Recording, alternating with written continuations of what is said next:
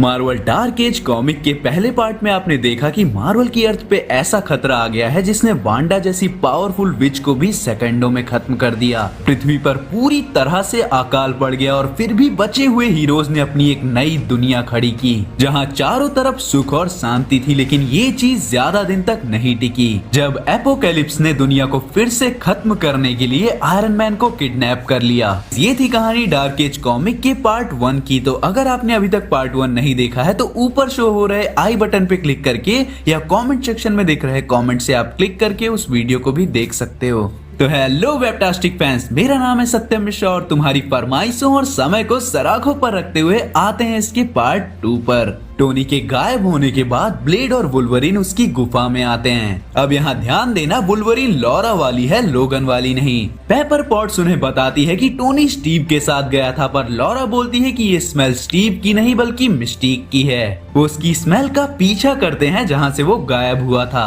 वहां जाकर स्मेल से वो पता लगाती है कि ये एपोकैलिप्स था। सारे हीरोज टचाला और डॉक्टर डूम के पास जाते हैं। डूम बोलता है कि हमें टोनी को बचाना होगा वरना ये जो पैराडाइज है वो आग की लपटों में जल के राख हो जाएगा। हर कोई बोलता है कि मैं जाऊंगा टोनी को बचाने और डॉक्टर डूम पीछे बोलता रहता है टिक टिक टिक। टाइम निकला जा रहा था पर प्रॉब्लम ये थी कि उन्होंने एपोकैलिप्स के किंगडम से इतनी दूरी बनाए रखी थी इतने टाइम से कि वो जल्दबाजी में लड़ने नहीं जा सकते थे।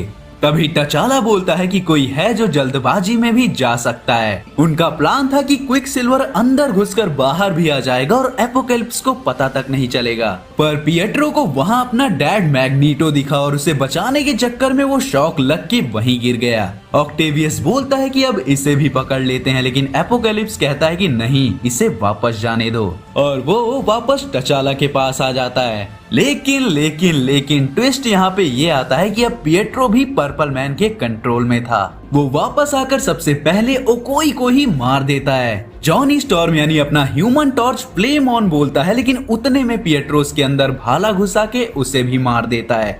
जीन ग्रे उसको सुला देती है, लेकिन इधर जॉनी स्टॉर्म फटने वाला होता है। सूजन स्टॉर्म अपने भाई को बचाने की कोशिश करती है, लेकिन अपनी पूरी पावर्स लगाने के बाद भी वो उसको नहीं बचा पाती। वो राख बन के उसके हाथों से उड़ जाता है। क्विक सिल्वर घायल बेट से सबसे माफी मांगता है और बताता है कि कैसे एपोकैलिप्स उसके बाप का यूज करके इलेक्ट्रिसिटी जनरेट कर रहा है और कैसे उसने दुनिया के सबसे स्मार्टेस्ट लोगों को कंट्रोल में कर रखा है ताकि वो उसके लिए वेपन्स बना सकें।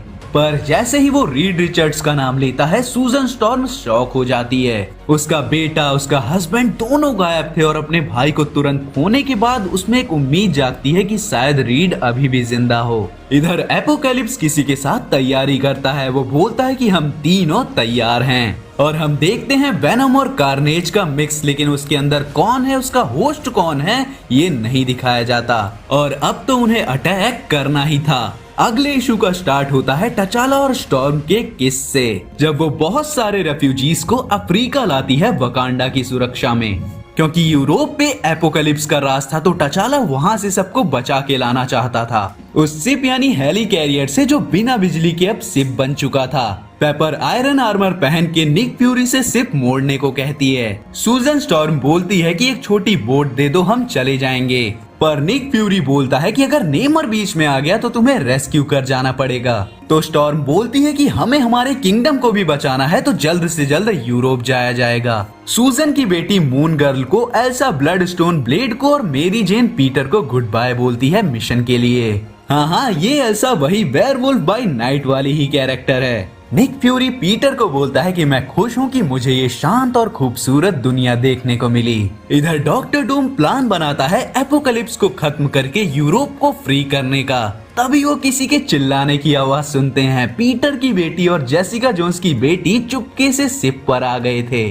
पर मे यानी पीटर की बेटी चिल्लाई क्योंकि उसका सर जोर से बजता है। तभी पीटर का भी सर जोर से बजता है और वो सबको झुकने के लिए बोलता है, लेकिन एक हुक निक फ्यूरी के आर पार हो जाती है और उसे पानी में खींचते हैं घोस्ट राइडर्स। जब दुनिया अंधेरे में गई तो पायरेट्स ने डेविल के साथ डील की थी और ये उसी का नतीजा था। लॉरा वुल्वरिन और उसकी क्लोन को कोलोसस घोस्ट राइडर्स की तरफ फेंकता है ताकि शिप को वो उनसे दूर ले जा सकें। दोनों जहाजों के बीच लड़ाई चलती है। डॉक्टर डूम, पेपर सब अटैक करते हैं घोस्ट राइडर्स पे। तभी पिंग पैंग फूम पानी से निकलता है। मी डर जाती है, लेकिन पीटर उसे बोलता है कि ये मॉन्स्टर है, लेकिन हमारा वाला मॉन्स्टर है। पिंग पैंग फूम पर आंटमैन चढ़ा हुआ था, जो उनकी शिप को बचा के घोस्ट राइडर्स की शिप को डुबा देता है। वो उस किनारे का गार्जियन था जिसके पास वो थे।